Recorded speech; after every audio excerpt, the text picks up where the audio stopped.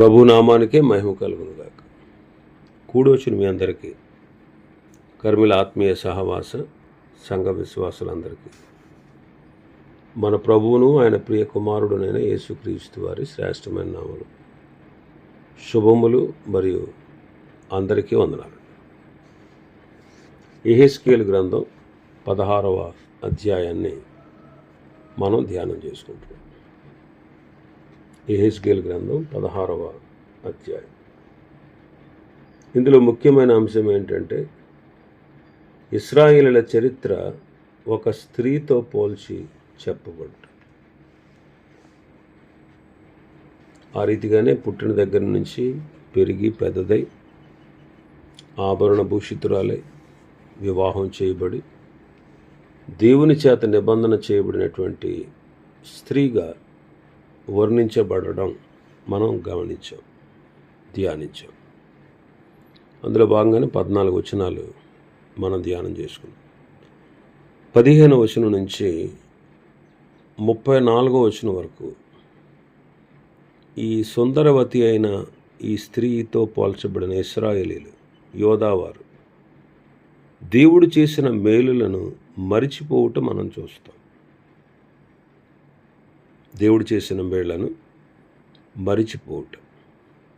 15వ వచనం నుంచి 34వ వచనం వరకు చదువుతామండి.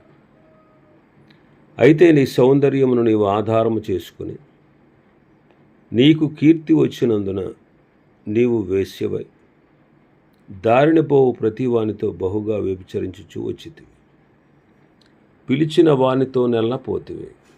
మరియు నీ వస్త్రంలో కొన్ని తీసి చిత్రముగా అలంకరింపబడిన ఉన్నత స్థలములను ఏర్పరచి వాటి మీద పండుకొని వ్యభిచారము చేసితివి.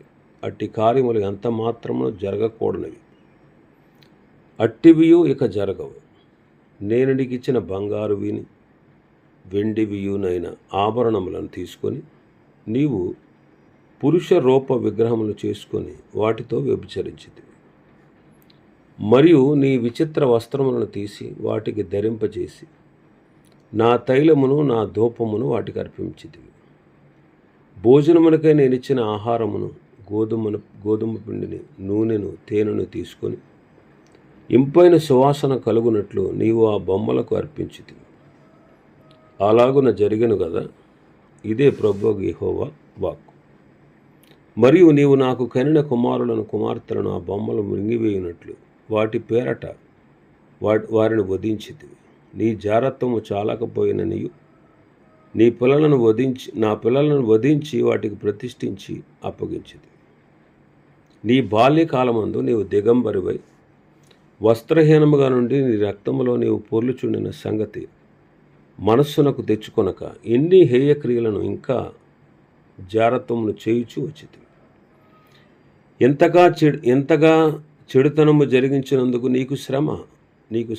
ఇదే ప్రభువగు యెహోవా వాక్కు. నీవు వీధిని గుళ్ళు కట్టితివి, ఎత్తైన బలిపీఠములను ఏర్పరిచితివి. ప్రతి అడ్డతోవను నీ బలిపీఠము కట్టి నీ సౌందర్యమును హేయక్రియకు వినియోగపరిచి నీ వద్దకు వచ్చిన వారికి అందరికీ నీ పాదములు తెరిచి వారితో బహుగా వ్యభిచరించితివి. మరియు నీవు మదించి ఉన్న నీ పొరుగువారైన ఐగుప్తీయులతో వ్యభిచరించి నీ జారత్వ క్రియలను పెంపు చేసి నా కోపం పుట్టించితివి. కాబట్టి నేను నీకు విరోధినై నీ జీవనోపాధిని తక్కువ చేసి నీ కామవికార చేష్టలకు సిగ్గుపడిన నీ శత్రువులైన ఫిలిస్తీన్ల కుమార్తెలకు నేను అప్పగించుచున్నాను. అంతటితో తృప్తి నొందక అశ్షూరు వారితోనూ నీవు వ్యభిచరించితివి. వారితో కూడి జారత్వం చేసినను తృప్తి నొందకపోతే కనాను దేశం మొదలుకొని కల్దీయ దేశం వరకు నీవు బహుగా వ్యభిచరించినను నీవు తృప్తి నొందలేదు. నీ హృదయం ఎంత బలహీనమైన సిగ్గుమాలిన వేశ్యాక్రియలైన వీటన్నిటినీ జరిగించుటకై నీవు ప్రతి అడ్డతావును గుళ్లను ప్రతి రాజవీధి మగ బలిపీఠమును కట్టుచు వేశ్య చేయనట్లు చేయక జీతం పుచ్చుకున్న నలక ఉంటివి. వ్యభిచారిణి యొక్క భార్య తన పురుషుని త్రోసివేసి అన్యులను చేర్చుకున్నాను కదా. పురుషులు వేశ్యలకు పడుపు సొమ్మిచ్చెదరు కదా. నీవు వెటగాండ్రు నలుగుదిక్కుల నుండి వచ్చి నీతో విచరించినట్లు వారందరికీ నీవే సొమ్మిచ్చుచూ వచ్చితివి, బహుమానములిచ్చుచూ వచ్చితివి. నీ జారత్వమునకు ఇతరుల స్త్రీ జారత్వమునకు భేదమేమనగా వ్యభిచరించుటకు ఎవడైనా నీ వెంట తిరుగుటలేదు, నీకు పొడుపు సొమ్మిచ్చుటలేదు, నీవే ఎదురు జీతం ఇచ్చితివి. ఇదే నీకును వారికి కలిగిన భేదము. ఇదే యెహోవా వాక్కు. ఇక్కడ దేవుని యొక్క మాట ఏంటంటే, నీ సౌందర్యాన్ని నీవు ఆధారం చేసుకుని నీకు కీర్తి వచ్చినందున బహుగా వ్యభిచరించితివి. యోధా వారికి కలిగిన సమస్తము కేవలము యెహోవా వలనే కలిగింది. దానికి సొంతదంటూ ఏమీ లేదు. అయితే దేవుడిచ్చినటువంటి సౌందర్యాన్ని ఆధారం చేసుకుని వ్యభిచార పాపంలో పడింది. ఇక్కడ చెప్పబడిన వ్యభిచారము విగ్రహారాధనను పరిశుద్ధ గ్రంథం వ్యభిచారముతో పోల్చింది.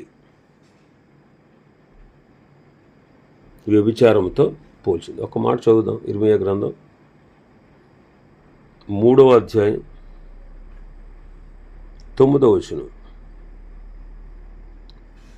ఇర్మీయా గ్రంథం 3:9.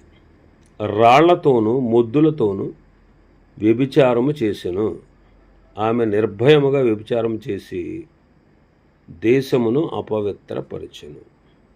ఇక్కడ చెప్పబడినటువంటి వ్యభిచారము విగ్రహారాధనను గూర్చినది. పరిశుద్ధ గ్రంథంలో వ్యభిచారమును గూర్చి 7 మాటలు ఉంటాయి. వ్యభిచారమును గూర్చి ఇందులో ఒకటి ఏంటంటే, విగ్రహారాధన = వ్యభిచారము. ఇక్కడ చెప్పబడిన మాటలన్నీ కూడా విగ్రహారాధనను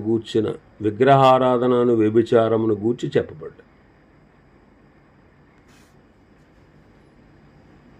వాళ్ళు దారిని పోవు ప్రతి వానితో బహుగా వ్యభిచారించావు. నీ వస్త్రముల్లో కొన్ని తీసి విచిత్రంగా అలంకరింపబడిన ఉన్నత స్థలాలను ఏర్పరిచావు. వాటి మీద పండుకొని వ్యభిచారం చేశావు. అట్టి కార్యములు ఎంత మాత్రము జరగకూడనివి, అసలు జరగవు. మరి 17వ వచనంలో చూస్తే, దేవుడిచ్చినది బంగారం, వెండి, బంగారు ఆభరణాలు, వెండి ఆభరణాలు, మంచి మంచి వస్త్రాలు ఎవరిచ్చారు? దేవుడే ఇచ్చాడు. వాటితో విగ్రహాలు చేసుకొని వ్యభిచారం చేశారు. విచిత్రమైన వస్త్రాలు వాటికి ధరింపచేశారు. 17వ వచనం నుంచి 19వ వచనం వరకు మనం చూస్తే, 18వ వచనంలో విచిత్ర వస్త్రాలు తీసి వాటికి ధరింపజేశారు. దేవుడు తైలాన్ని ఇచ్చాడు, ధూపాన్ని ఇచ్చాడు, వాటికి అర్పించారు. ఆయన ఇచ్చినటువంటి ఆహారం, గోధుమ పిండి, నూనె, తేనె, ఇవి తీసుకొని బొమ్మలకు అర్పించారు.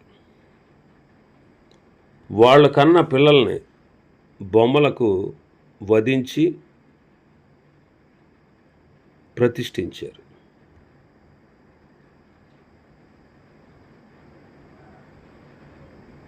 దేవుడిచ్చిన వాటిని బొమ్మలకు అర్పించడం అనేది వాళ్ళు అరణ్యంలోనే చేయడం ప్రారంభించారు. సేనాయి పర్వతం దగ్గర వారు బంగారు దూడం చేసుకున్నారు. ఆ బంగారం అంతా ఎవరిది? దేవుడు ఐగుప్తీయులకు కటాక్షము కలగజేసి ఇప్పించింది. అది దేవుడే ఇప్పించాడు వారికి. ఐగుప్తీయులకి ఇశ్రాయేలుల మీద కటాక్షాన్ని పుట్టించి వారు అడిగినదల్లా ఇచ్చారు. ఇలాగ దేవుడు వారికి ఇచ్చిన వాటిని విగ్రహాలకు అర్పించడం అనేది భయంకరమైన పాపం. ఐగుప్తు దేవతల్ని, అష్షూరు దేవతల్ని, బబులోను దేవతల్ని, వీటన్నిటినీ వాళ్ళు ఆరాధించారు. ఇదే ఆత్మీయ వ్యభిచారం, అంటే విగ్రహారాధన అన్నమాట. ఇక్కడ యోధ విగ్రహారాధన చేసిన విధం చాలా విపులంగా వర్ణించబడింది. దేవుణ్ణి వాళ్ళు విడిచిపెట్టేటే విగ్రహారాధన, ఆత్మీయ వ్యభిచారం అన్నమాట. కృతజ్ఞత లేకపోవడం. ఈనాడు మనం కూడా దేవుడు మనకిచ్చినటువంటి వరాలని మన ఘనత కోసం వాడకూడదు. దేవుడు మనకు కూడా కొన్ని వరాలు ఇచ్చాడు. ఆ వరాలని మన ఘనత కోసం వాడకూడదు, దేవుని ఘనత కోసం వాడాలి.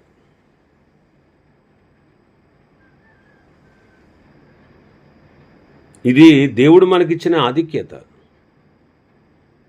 మనకిచ్చిన వరాలు కానీ, మనకిచ్చిన ఈవులు కానీ మన సొంత మెప్పు కొరకు మనం వాడామనుకోండి, అది పాపం అవుతుంది.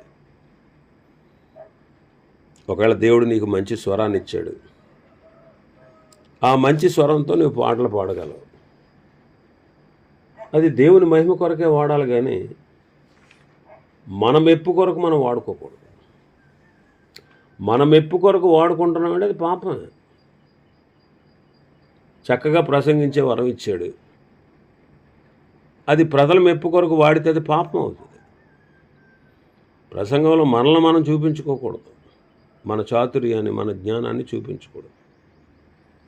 ప్రభువుని యేసుక్రీస్తునే మనం చూపించాలి, అంతే.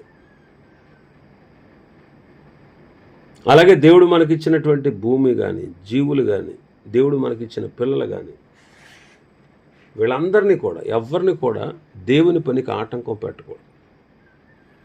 దేవుడే మనకు ముఖ్యం కానీ దేవుడు మనకిచ్చిన ఈవులు ముఖ్యము కాదు. దేవుడు మనకిచ్చిన పిల్లల మీద దృష్టి పెట్టి మనం దేవుని ఎప్పుడూ నిర్లక్ష్యం చేయకూడదు. దేవుని కంటే ఏది ఎక్కువగా ఎంచకూడదు, ఏది ఎక్కువగా ఎంచకూడదు. అందుకే ప్రభు ఖచ్చితంగా చెప్పాడు, తల్లినైనా తండ్రినైనా, కుమారునైనా కుమార్తెనైనా, అన్నదమ్ములైనా అక్క చెల్లెండ్రునైనా, చివరికి ప్రాణాన్నైనా నాకంటే ఎక్కువగా ప్రేమించేవాడు నాకు పాత్రుడు కాడు అని ప్రభు చెప్పారు. కాబట్టి ఇశ్రాయేలీలు దేవుణ్ణి వదిలేశారు. ఐగుప్తులోంచి వచ్చారు కదా వాళ్ళు. ఐగుప్తు దేశంలో ఉన్నటువంటి విగ్రహాలని కూడా తెచ్చుకున్నారు, వాటిని పూజించారు. అలాగే అశ్షూరియుల దేవతల్ని పూజించారు, అలాగే కల్దీయుల దేవతల్ని పూజించారు. ఇలాగ వాళ్ళు భయంకరమైనటువంటి పాపం చేసి దేవుణ్ణి వదిలేశారు. అసలు ఎవరు ముఖ్యం వాళ్ళకి? దేవుడే ముఖ్యం. అసలు వాళ్ళని ఆ స్థితికి తీసుకొచ్చింది ఎవరు?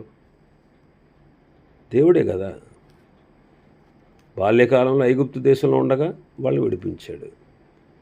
యవ్వన కాలంలో అరణ్య యాత్రలో తోడే ఉన్నాడు. వాళ్ళు ఎదిగారు, ఒక రాజ్యంగా ఏర్పడ్డారు. ఆ రాజ్యపు కీర్తి సొలొమోను కాలంలో బూదిగంతాల వరకు వెళ్ళింది. అంతటి ఔన్నత్యాన్ని దేవుడు వారికి ఇచ్చాడు. మరి వాళ్ళు ఏం చేస్తున్నారు? ఎంతగా దేవుడు వారిని హెచ్చిస్తే, పాలు తేనెలు ప్రవహించే దేశంలో ప్రవేశపెడితే ఆయన్ను వదిలేసి,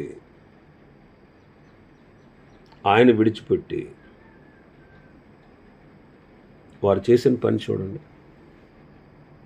అందుకే ఏమంటున్నాడంటే ఆయన 23వ వచనం, ఎంతగా చెడుతనము జరిగించినందుకు నీకు శ్రమ, ఇదే ప్రభువైన యెహోవా వాక్కు. ఇశ్రాయేలు యొక్క పాపానికి దేవుడు శిక్ష పడతాడు. ఇశ్రాయేలు చేసిన మరొక వ్యభిచారం ఏంటంటే ఇతర రాజులను నమ్ముకోవడం, ఇతర దేశాల మీద ఆధారపడడం. 28వ వచనం చూడండి, అంతటితో తృప్తి నొందక అశ్షూరు వారితో నీవు వ్యభిచరించావు. అశ్షూరు వారితో వ్యభిచరించావు. 34వ వచనం చూడండి, 34వ వచనం, నీ జారత్వమును ఇతర స్త్రీల జారత్వం భేదం ఏంటంటే వ్యభిచరించుటకు ఎవరైనా నీ వెంట తిరుగుదు, కానీ నీ దగ్గరకు వచ్చే వారికి పొడుపు సొమ్ము వారు నీకు ఇవ్వట్లేదు, నీవే ఎదురు జీతం ఇచ్చావు.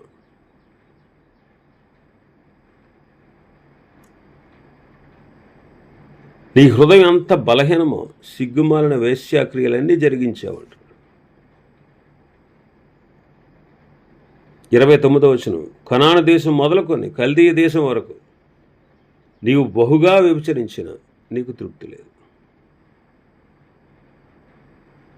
ఐగుప్తు, అష్షూరు, కనాను దేశం మొదలుకొని కల్దీ దేశం వరకు వీళ్ళందరూ కూడా, యూదులు, ఇశ్రాయేలీలందరూ కూడా దేవుని విడిచిపెట్టి ఎంత ఘోరమైన విగ్రహారాధన చేశారు. వాళ్ళు ఇంకా అష్షూరీయుల మీద ఆధారపడ్డారు, బబులోను మీద ఆధారపడ్డారు, ఐగుప్తీయుల మీద ఆధారపడ్డారు, దేవుడి మీద ఆధారపడలే. దేవుని యొద్దకు వాళ్ళు తిరిగి రాలే. దేవుని యొద్దకు తిరిగి రాలే. నేడు మనం కూడా మనుషుల మీద ఆధారపడకూడదు,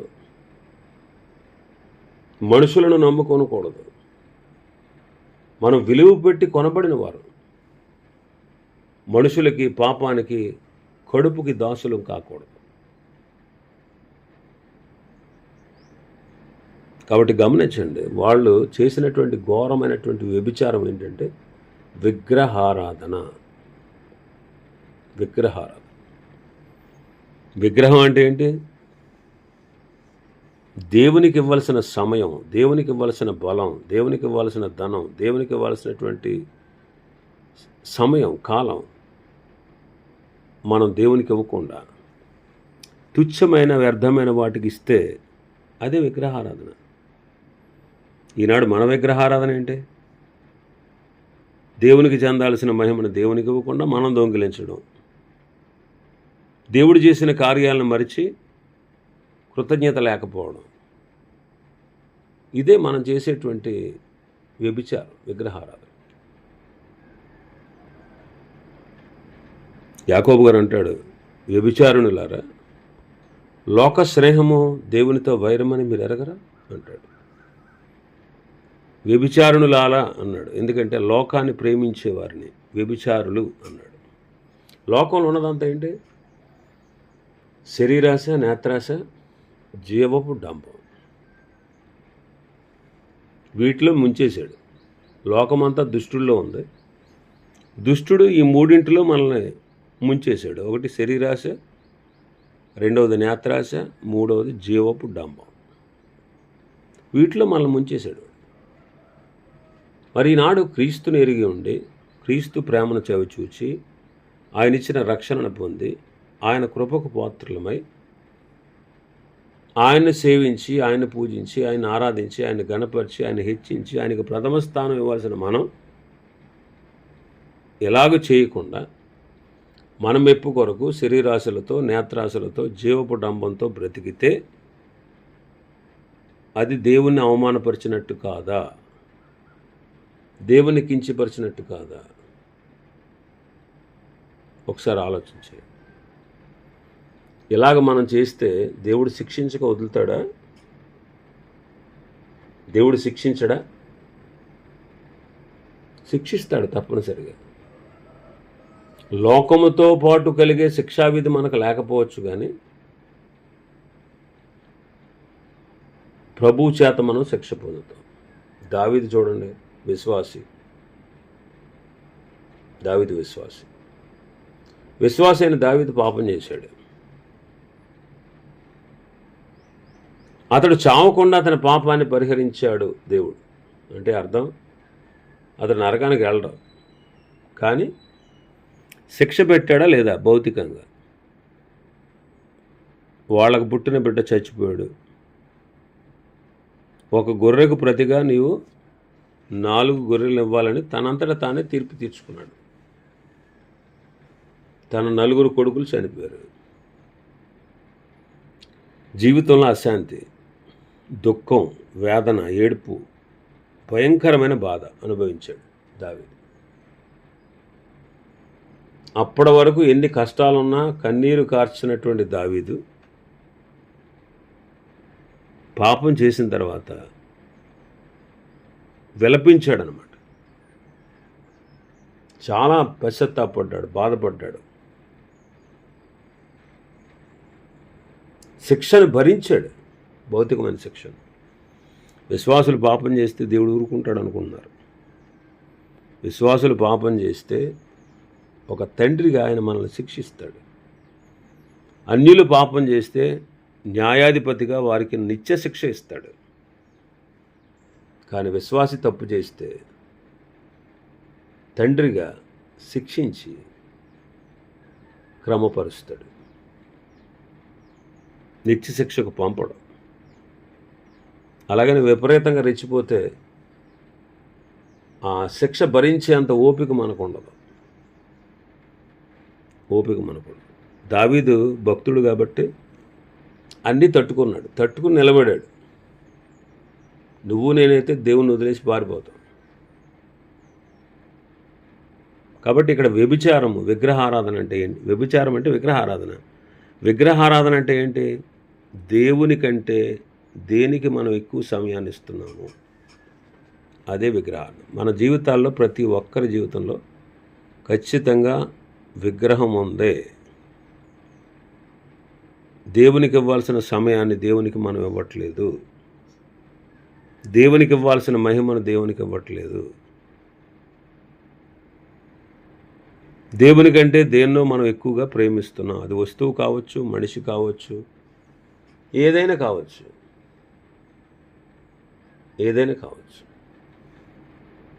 మరి ముఖ్యంగా ఈ రోజుల్లో విగ్రహం ఏంటంటే సెల్ ఫోనే. ఖచ్చితంగా ఈ రోజుల్లో మన విగ్రహం.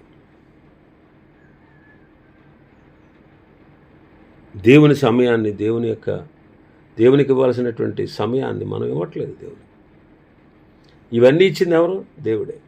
ఈ స్థితిలో మనల్ని ఉంచింది ఎవరు? దేవుడే. కాబట్టి దేవునికి ఇవ్వాల్సిన సమయాన్ని దేవునికి ఇవ్వకపోతే అదే విగ్రహారాధన, అదే వ్యభిచారం. కాబట్టి అధ్యాయంలో చెప్పబడినటువంటి వ్యభిచారము ఇశ్రాయేలీలు, యూదులు చేసినటువంటి విగ్రహ పూజలు. మామూలుగా లేదండి. దేశం అంతా కూడా ఇశ్రాయేలు దేశం దేవుని దేశం, దేవుని మందిరం ఉన్న ప్రదేశం. దేవునికి విలువ, ప్రాధాన్యత ఉండాలి అక్కడ. కానీ వాళ్ళు ఎంత ఘోరంగా, ఇశ్రాయేలు చరిత్ర చదివితే ఎంతో ఘోరంగా వాళ్ళు విగ్రహారాధన చేసి వ్యభిచరించారు. ఇది భయంకరమైనటువంటి విషయం. కాబట్టి మనం కూడా మన జీవితాల్లో ఏదైతే విగ్రహంగా ఉందో, దేవుని కంటే దేన్ని ఎక్కువగా మనం ప్రేమిస్తున్నాము, దాని విషయంలో మార్పు చెంది ఆయన్నే ప్రేమించాలి. లేకపోతే శిక్ష, లేకపోతే శ్రమ. నీకు శ్రమ అని 2 సార్లు చెప్పాడు ప్రభు. అంటే అర్థం ఏంటి? 2 సార్లు చెప్పాడు, ఖచ్చితంగా జరిగి తీరుతుంది అది. కాబట్టి ఈ విగ్రహారాధన అనే వ్యభిచారం విషయంలో మనం జాగ్రత్త వహించాలి. మరికొన్ని విషయాలు ఈ అధ్యాయంలో ఉన్నాయి. ప్రభు చిత్తమైతే ఇప్పుడు దినం వాటిని ధ్యానం చేసుకుందాం. దేవుడి వర్తమాన వాక్యాన్ని మన వెనుకడిలో ఆశీర్వదించును గాక. ఆమేన్.